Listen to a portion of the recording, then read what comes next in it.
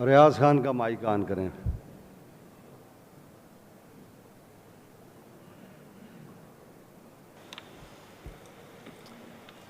جی، بسم اللہ الرحمن الرحیم، ایاک نعبد و ایاک نستعین۔ شکریہ جناب اسپیکر۔ ایک انتہائی اہم ایشو پہ ڈسکشن ہو رہی ہے، مجھ سے پہلے بھائیوں نے بات کی ہے۔ جناب اسپیکر، امن و امان ہی کسی ملک کے لیے، کسی معاشرے کے لیے بنیادی ضرورت ہے، اس کے بعد ہی جو ہے باقی چیزیں آتی ہے، کیونکہ ابراہیم علیہ السلام نے سب سے پہلے امن کی دعا کی کہ رب اجعل ھذا البلد آمنا، اس کے بعد معیشت کی، کاروبار کی، سیاست کی، باقی چیزوں کی بات کی تھی۔ لیکن آج انتہائی افسوس کے ساتھ یہ کہنا پڑ رہا ہے کہ کئی دہائیوں سے ہمارے پختونخوا کے لوگ، ہمارے پاکستانی امن کے لیے ہم ترس رہے ہیں، اور اس کی بنیادی وجہ بھی آج جس طرح ڈاکٹر صاحب نے بات کی یا ہمارے دوسرے بھائیوں نے بات کی، اس کی بنیادی وجہ کیا ہے، ہم اس کو دیکھ لیں۔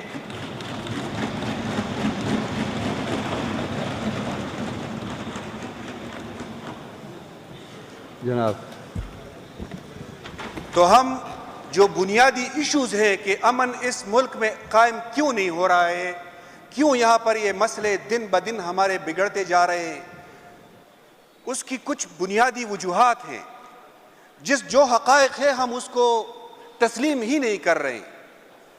آخر ایک ملک میں جہاں پر لوگ اس امید پہ ووٹ دیتے ہیں کہ وہاں پر ہم ووٹ دے رہے ہیں ایک پولیٹیکل پارٹیز کو، چاہے وہ کوئی بھی ہو، اور اس کی بنیاد پہ جا کے وہاں پہ حکومت بنے گی، وہاں پر فارن پالیسی بنے گی، وہاں پر اس ملک کے بنیادی مسائل ڈسکس ہوں گے، وہاں پر ہی اس ملک کے لیے اور اپنی عوام کے لیے جو ہیں اقدامات اٹھاتے جائیں گے۔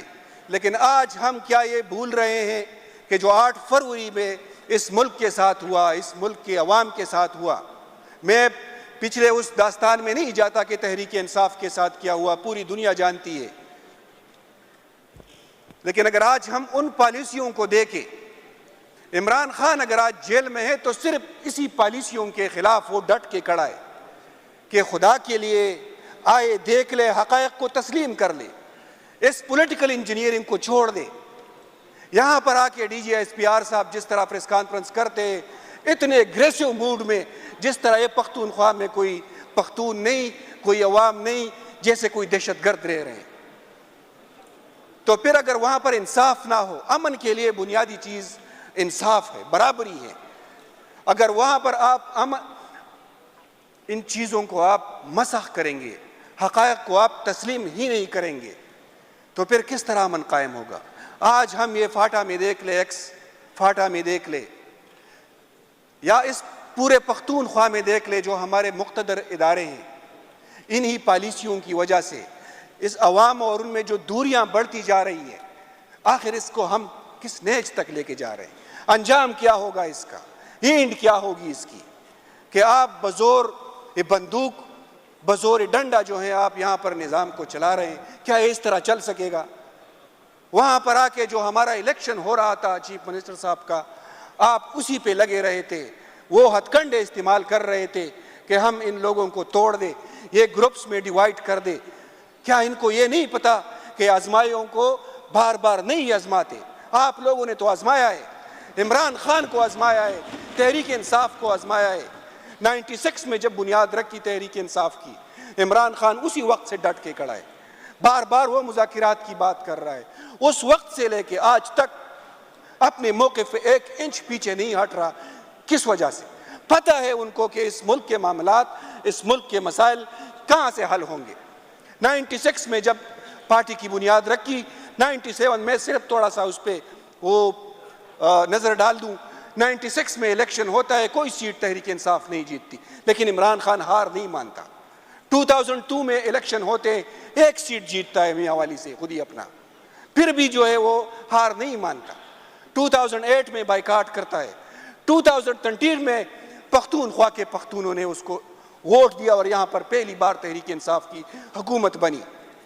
پھر اسی سے لے کے وہی کنٹینیوٹی جو ہے وہ جاری رہی ابھی تک۔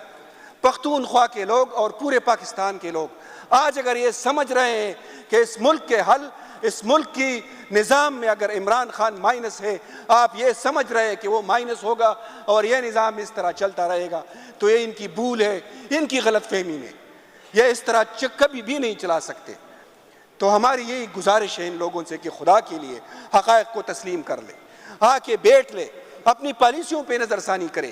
آج ایک پولیٹیکل ورکر کی حیثیت سے اگر ہم سارے یہاں پر بیٹھے ہیں اور ہماری جو فیڈرل گورنمنٹ ہے، ہم یہ نہیں سمجھتے کہ اس ملک کے انہی فیصلوں میں جو فارن پالیسی ہے یا جو دوسری ہماری پالیسیز ہیں، اس میں ہماری پولیٹیشین کا کتنا کردار ہے، کتنی اہمیت ہے ہماری اس ملک کی سیاست میں، اس ملک کے معاملات میں۔ کیا یہ صرف پاکستان ہی ہمارے ہمسائے یہاں پر رہتے ہیں؟ یہ 250-300 ممالک جو دنیا میں ہیں اس کے کوئی ہمسائے نہیں ہیں، وہ اس طرح جی رہے ہیں ان لوگوں کے ساتھ، اس طرح وہ ٹریٹ کر رہے ہیں اپنے لوگوں کو، اس طرح جو ہے وہ اس ملک کے نظام کو اس طرح چلا رہے ہیں جس طرح ہم چلا رہے ہیں، یا یہ اس طرح چلتا رہے گا؟ میرا نہیں خیال کہ یہ نظام اس طرح آگے چلتا رہے۔ ان لوگوں کو درخواست ہم بار بار یہ کہہ رہے ہیں، بار بار یہ کہہ رہے ہیں کہ خدا کے لیے اپنی پالیسیوں پہ سوچ لیں۔ اس ملک کے اگر نظام کو چلانا ہے تو اس ملک میں حقیقی جمہوریت کو آپ پنپنے دیں۔ آپ کسی بھی ووٹ کو، چاہے وہ کوئی کسی کو بھی دے، آپ اس کو چوری نہ کریں، آپ اس کو بزور بندوق یا بزور ڈنڈا جو ہے آپ اس کو تبدیل نہ کریں۔ لوگ ووٹ عمران خان کو دیتے ہیں، وزیر اعظم شہباز شریف بنتا ہے اس ملک میں۔ یہ ہماری اس ملک کی حقیقی جمہوریت کا یہ حال ہے آج۔ تو یہ کس طرح ہم یہ سمجھ سکتے ہیں کہ یہ نظام چلے گا؟ تو جناب اسپیکر صاحب، میں اپنی بات کو ختم کروں گا، باقی بھی ہمارے بھائی بات کریں گے۔ میں صرف حبیب جالب کی اسی ایک شعر پہ کہ تم نے لوٹا ہے صدیوں ہمارا سکون، اب نہ ہم پر چلے گا تمہارا فسون، چارگر میں تمہیں کس طرح سے کہوں، تم نہیں چارگر کوئی مانے اگر، میں نہیں مانتا میں نہیں مانتا ایسے دستور کو، ایسے صبح بے نور کو، میں نہیں مانتا میں نہیں مانتا۔